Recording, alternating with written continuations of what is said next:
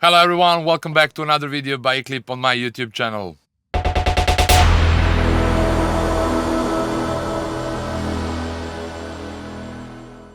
So for this week I chose to make a video about sampling. I'm gonna call it sampling versus synthesis from one particular reason, but basically I just wanted to talk a little bit about the power of sampling, as I will go a little bit through my producer history. When I was younger, I really didn't want to use any samples because I had this idea that if I'm using samples, that I'm using something that somebody else made, and that way I felt a little bit guilty. And it was all the way like that. From the beginning, I tried to make my kicks, my basses, everything. And it was just taking me a lot of time. And then when I start meeting other producers, I realized how much of samples they were using at that time. And basically, when I started using samples, my career just went up to the roof. There are several videos which can help you to understand the power of sampling, and the whole hip hop culture was based on sampling and so on. So I chose this topic because I realized that some people are thinking about sampling as something bad, as I used to think that way as well when I was younger. But when I went into it a little bit deeper, I realized that sampling is an art by itself, and it's not that easy to manipulate with the samples, and it is really fun thing to do. And there are several reasons why I want to talk about the sampling, as several people contacted me with an idea of, they told me like that they do not want some of the people that I'm doing one-on-one teaching. They told me they do not want to use samples, they want to do everything from the synthesis. So my approach and my belief is that is a really bad thing, as that way you would limit yourself on only kind of one tool. So if you are using only the synthesis, for me it is like you are using only one tool to make something, while if you start using sampling as well, it will be like you have two different tools and you can paint your tracks much differently. And I believe that sampling and synthesis are completely two different and different sounding approaches or techniques. So if you decide not to use samples of any kind, then you kind of limited yourself, and you shouldn't expect that your music will be that kind of rich. And if we listen today Psytrance music, I believe that is kind of maybe 85% music is synthesis based. And to be honest, it sounds a bit dull to me, and I will explain now why. So if you watch any Spectrasonic videos, and if you are following them on their YouTube channel or any other of their networks, you will see that they use enormous amount of gear, different kind of microphones, different kind of preamps, different kinds of compressors and analog hardware gear that is actually helping them to get this kind of richness in the sound. So if you are using, for example, synthesis from this virus, let's say, even if it's a hardware piece of gear, uh, virus have one kind of type of the sound, and if you have one kind of sound card and if you record everything through it, or if you use it digital, then you limited yourself for the whole track to have one color of the sound. Even if you are using serum and everything, your sound card will have some kind of a color, and if you are using only that, then you limited yourself, and the whole track will be colored in one color only. While if you're using different kinds of samples, for example, I'm talking more now about the older sample, and I will explain after this part why this is important. So if you are using one kind of sound card, or if you're not recording to the microphones, so the whole track will be colored in one color. And if you are using different kinds of samples, then you will color your track in all different kinds of color, regarding to depending what colors they've been using for recording those sample packs. Now I need to make a difference and to explain the difference between older and new sample packs, as the new sample packs mostly come from in the box. So basically people are making a lot of samples from the synthesis, and if they are not using any hardware gear to record all of that, then it will sound the same. So basically the splice today is full of samples that are just coming from a digital world, and they do not have that kind of color. The samples I'm talking about are Spectrasonics, Akai samples, Doru Malaya, and older packs, as few years ago it wasn't possible to make everything, to make a sample packs only by using computer or one microphone. So people needed to record different kinds of samples with different kinds of gear, with different recorders, different preamps, different microphones, and all of them have some kind of mark of the color on each of those sounds. And this is for me one really important thing. The second thing, if you use only the synthesis, so basically in this project I made one preset from the Serum.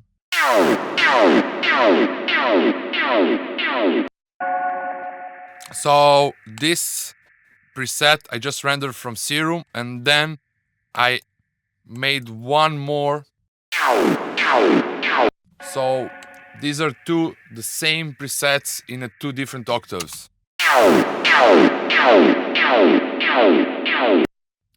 And they sound like that. And then in this part here, it's the same one as this one. Just the one above, I duplicated this one and I transposed it for -12 semitones. And now when we play both of them, so basically they are the same. We have one sample here at the F sharp 1. It was this one, octave. F sharp 1, and then F sharp 0 as this one. And above that we have again the same one, F sharp 1. And then I have F sharp 1, but I transpose it as a sample for -12 semitones. So let's hear the first version. And the other one is also digital version, but I used the same signal, just transpose it from option over here. So this way I'm kind of using the same thing, but through the sampling process. So if we compare those two, so I will play again the one above.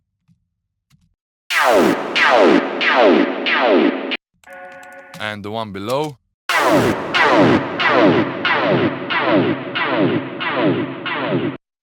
For my taste, the difference is huge. So if you are using, for example, from Serum, two different octaves of the same note, it won't sound even close to the if you use one and then duplicating it and then transposing it as a sample. I just wanted to show you the difference. It doesn't mean that you need to do it like this way, like I did it, like by transposing the sample for -12 semitones. But it is important that you know that it exists and that you can do it that way as well, because in some cases it will sound much, much better if you use it this way. And to be honest, I always prefer. So if I have some of the sounds from this project that sounds a bit dull, this one already has it and I can hear it. But if we have, this one sounds pretty good as well. This one also, but I will now explain you. So I will duplicate it and I will transpose it for -12. So the sound of sampling for me sounds really, really good, even if I use only the Cubase. And you have a lot of sampling tools like a sampling machines, samplers, and drum machines, and so on, which are incredibly good for manipulating the samples. There is this video. Basically, the eye-opening thing for me when I was younger was this video of Voodoo People from Prodigy, from Jim Pavlov or something like that. And you can check that video on the YouTube. So just write Voodoo People in Ableton Live, and you will see how much of sampling and how much samples Prodigy used. And for me, when I was younger, the Prodigy was something maybe the biggest reason why I started producing electronic music. So I just wanted to make this topic clear in order that you understand that limitations are really not a good thing when it comes for making music, especially when you do some specific music as the Psytrance, as all the limitations you have in your process of creating a track will not help you to make your career successful. So I just wanted to share my experience with using the samples, as really when I started using samples, when I started to see how you can manipulate with audio stems, that was really huge part in my career. And also I want to mention, if you don't know which kind of samples, then you should try for the older ones, for spectrosonic samples, distorted reality, and there have many other packs. There are plenty of Akai packs, as my path of collecting the samples was pretty huge, as when I was young there was no internet and online shops at all for buying the samples. So what I was doing, I was every month I was buying a future music magazine, computer music magazines. So a friend of mine from London used to send them every month from the London in Belgrade, and they used to come with the sample CDs. And I still have all the collection of those samples, as just using the samples is for me really important part of making the music.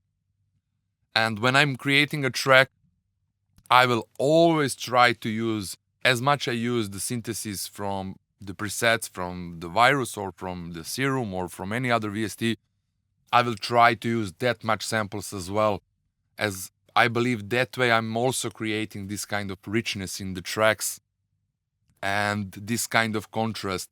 Also, when you manipulate with the samples, for example, when you're transposing, if you have a sample in C sharp and you are making a track in D sharp, you will need to transpose it for free, or you will sometimes need to transpose it for -5, -6 in order to make it to fit in your track. It is just not the same if you use it from the synthesis, as from the synthesis the quality will be untouched, while by manipulating the samples, sometimes when you downgrade or when you transpose down, there is some kind of magical thing, like you're losing a little bit of high notes, and it just sounds really, really nice for my ears. And also in Cubase, in Ableton, in all other DAWs, you have a different algorithms for different kinds of samples. For example, in Cubase, when I'm transposing, I can always choose, is it a drum, is it a vocal or something, and then the algorithm will kind of transpose it much better.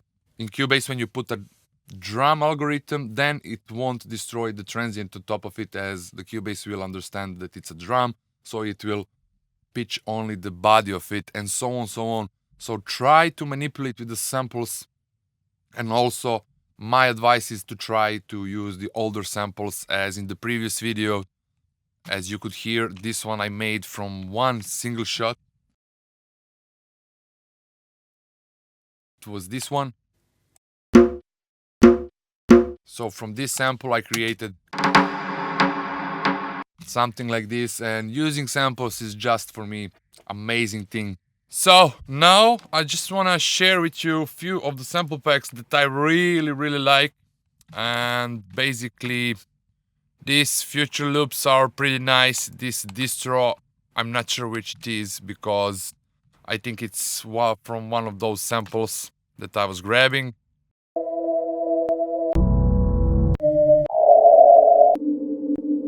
Just too many different kinds of.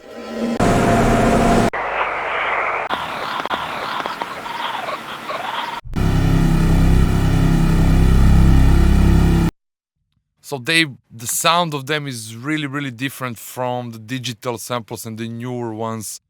Ubershall have pretty good ones. For a single shot, the Thomas Penton are the best out there. Spectrasonics, insane amount. Bass Legend is not something good. Distorted Reality is, I created so much music from all of those samples.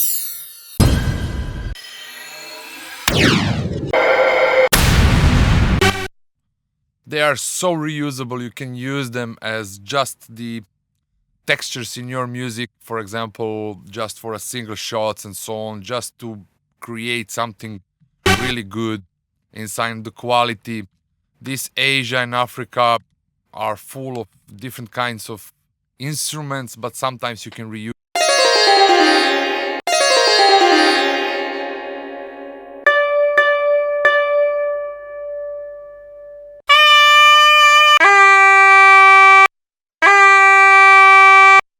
So all of them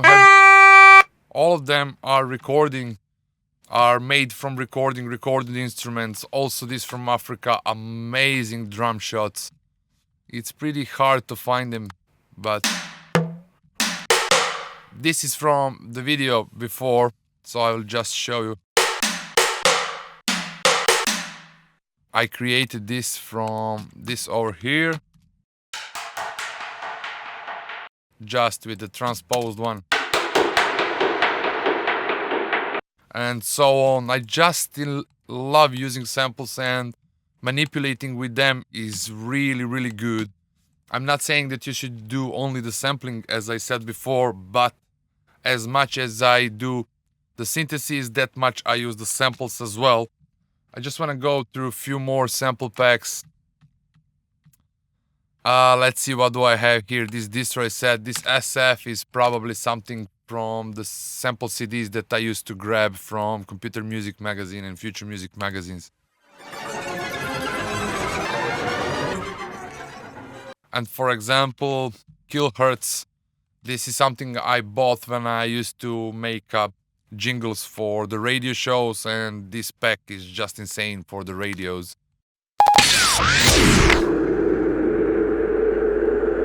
But now I use them for my music. I just find a small piece of that sample and then I manipulate with it with a reverb delay, or I do the glitching or some kind of gating effects as well. But basically I love using samples. And also this Aqua Trance loops, I think that every artist that is producing in the last 10 years have used these loops for enormous amount of time.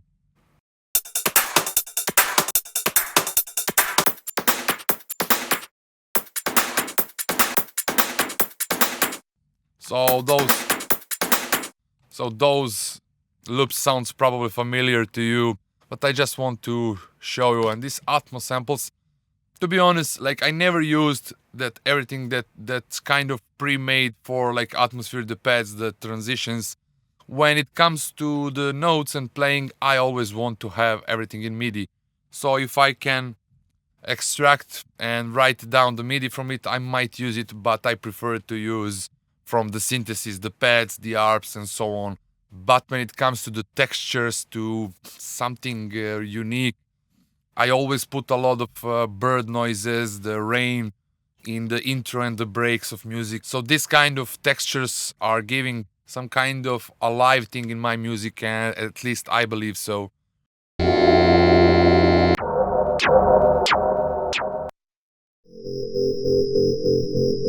So a lot of really interesting samples. And I have a lot of, I was buying like the Vengeance. Vengeance I use mostly for single shots, but not that much. In the past, from Vengeance, what I use the most is this first Vengeance Essential Club sound. And basically these percussions. When I build the single shots, this is the folder. And this is basically why I used to buy a lot of them. Also this no kick, it's a techno, but still it's all these loops are covered with insanely really good claps.